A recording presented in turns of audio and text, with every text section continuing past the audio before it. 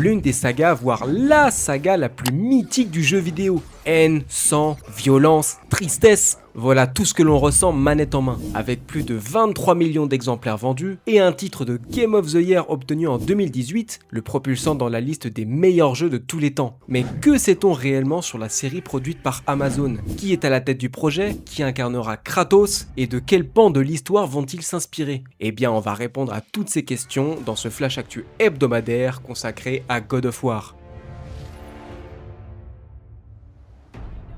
Vous êtes sûrement au courant, une série télévisée God of War est en production chez Amazon Prime. La saga mythique du jeu vidéo, comptant pas moins de 8 opus, en comptant ceux sur PSP, nous faisant vibrer, trembler, pleurer même depuis maintenant plus de 20 ans. Alors, je suppose que la plupart d'entre vous connaissent l'histoire de Kratos et son épopée, mais pour ceux qui ont vécu dans une grotte depuis 2005 ou simplement qui n'ont jamais osé sauter le pas, on va faire un très rapide résumé. Tout commence avec Kratos, guerrier légendaire de Sparte cherchant à se venger de Arès, dieu de la guerre l'ayant poussé à assassiner sa femme et sa fille. Ah oui, si vous n'êtes pas au courant, l'histoire de God of War n'est pas du tout joyeuse. Au final, il tue Arès, prend sa place en tant que dieu de la guerre, puis se fait trahir par Zeus, décide donc de détruire tout l'Olympe avec ses dieux, Poséidon, Hadès, Hermès, Hélios, tout le monde y passe, on apprend que Zeus est notre père, on le tue quand même parce qu'on en a rien à foutre, et c'est ici qu'on marque la fin de l'arc mythologie grecque avec God of War 3. C'est en 2018 que revient notre chauve préféré, en plus vieux, plus calme et surtout avec un fils, Atreus. Adieu la Grèce, direction la Scandinavie. Décor enneigé, clin d'œil à la mythologie nordique et surtout présence de toutes les divinités que l'on connaît, Thor, Odin, Heimdall, Baldur. Ici, le thème principal n'est plus la vengeance ni la haine, mais plutôt la protection, la famille, l'amitié, l'amour. On a un Kratos qui cherche la paix après toutes les atrocités qu'il a pu commettre. Un scénario bien plus profond que pour les 3 premiers opus. Et c'est d'ailleurs pour ça que je vais rester là-dessus pour ne pas vous gâcher le plaisir en vous dévoilant toute l'histoire.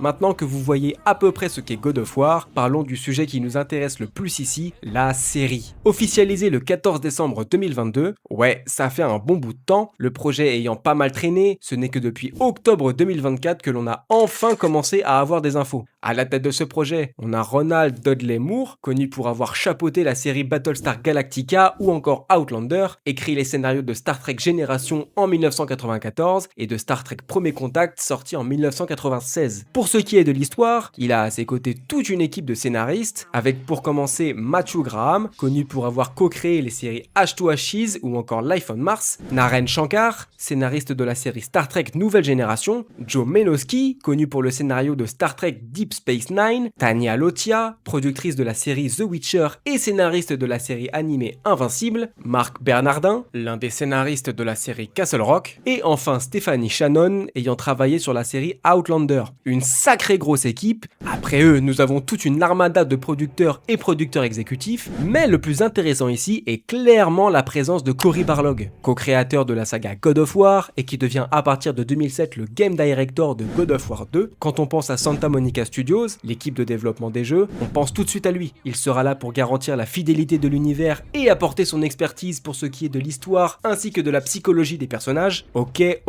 pas mal, mais cette semaine, un nouveau personnage s'est rattaché au projet, et il s'agit de Frédéric Toy, connu pour avoir réalisé 3 épisodes de The Boys, 5 de Fallout, et même 4 épisodes de la magnifique série Shogun. Pour ce qui est de God of War, il sera donc à la réalisation des 2 premiers épisodes. On est vraiment sur une sacrée pointure. De plus, nous avons appris que la phase de pré-production était lancée et que le casting avait déjà commencé. Pour l'instant, rien d'officiel, mais nous avions déjà eu des leaks par le passé sur de potentiels acteurs pouvant incarner le grand, l'unique Kratos, dieu de la guerre. Et voilà la shortlist. À partir de maintenant, c'est à prendre avec des pincettes. On a Dave Bautista, je ne sais pas si on a besoin de le présenter, ancien grand catcheur, un de mes préférés à l'époque d'ailleurs, connu également pour jouer Drax dans Les Gardiens de la Galaxie. Puis on a Travis Fimmel, acteur australien que l'on connaît surtout pour avoir joué Ragnar Lodbrok dans la série Viking. Ensuite, Jason Momoa, Khal Drogo dans Game of Thrones, Aquaman dans Aquaman, il a vraiment la tête de l'emploi. Joe Manganiello, vous l'avez certainement vu dans Magic Mike, bande de coquins, il devait jouer Deathstroke dans le DC Universe. Bon, ça c'était juste avant que le film Justice League ne se révèle être un gros bide. Et pour les anciens, bien sûr, c'est Flash dans le tout premier Spider-Man de Sam Raimi sorti en 2002. Puis on a Christopher Judge, vous le reconnaissez? C'est Teal'c de Stargate SG1, mais c'est surtout l'acteur qui incarne Kratos dans les 2 derniers jeux. Écoutez-moi cette voix. Return my son, or you may meet god I once was.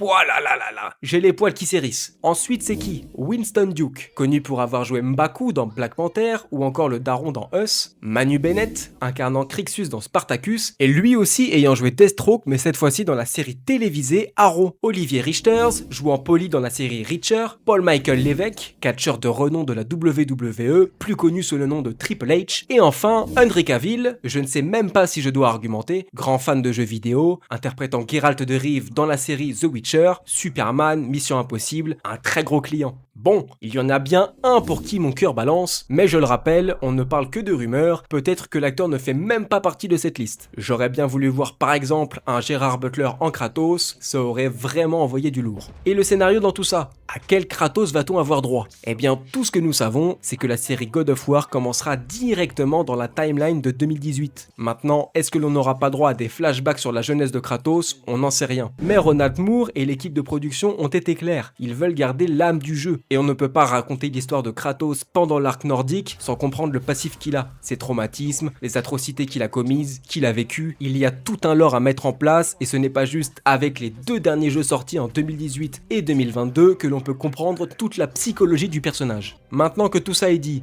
une date de sortie? Aucune! Tout ce que l'on sait, c'est que le tournage devrait débuter en mars 2026 à Vancouver, donc on n'est pas près de la voir.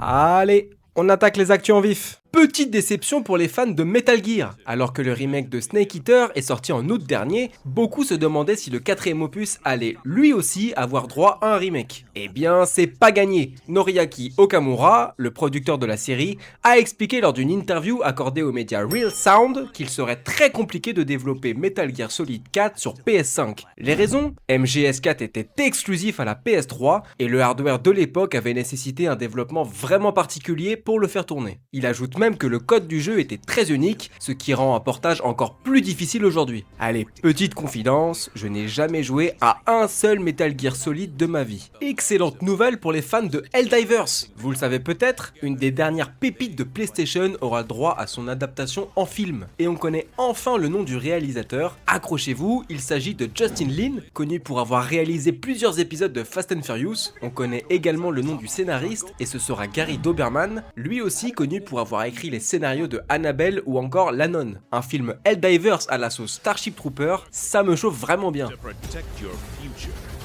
Voilà, c'était tout pour les actus de la semaine. Si vous avez apprécié la vidéo, n'hésitez pas à vous abonner et même à laisser un petit like, ça me donne énormément de force pour la suite. C'était GamePif, passez un bon dimanche, bisous bisous.